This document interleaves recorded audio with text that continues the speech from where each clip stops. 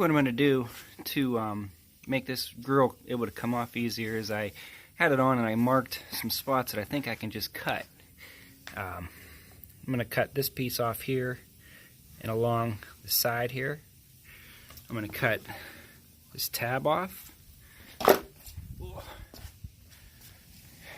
going to do the same on the other side. I'm going to cut off here, zip down here. That way, this side piece right here where there's bolts, it can stay mounted in there.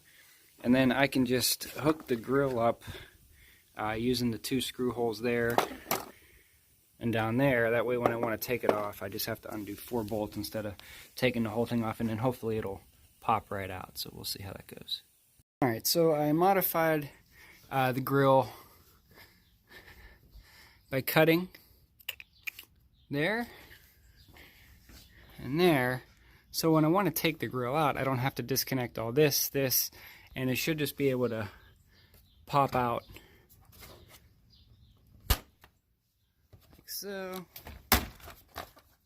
And my thoughts are with the bumper on, I can just kind of drop it down, lift it up, and take it out. And that way I'll have access to clean my radiator out without having to take the bumper off. But you see I just cut it here. Real rough cuts. Get the tab off there. Cut that piece out of there. But the pieces are still there. I just cut them. So I'll clean them up, sand the edges, make it look decent.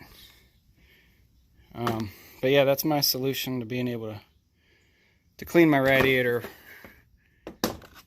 more religiously, so it doesn't end up like it did. Because man, it's a pain to clean that guy.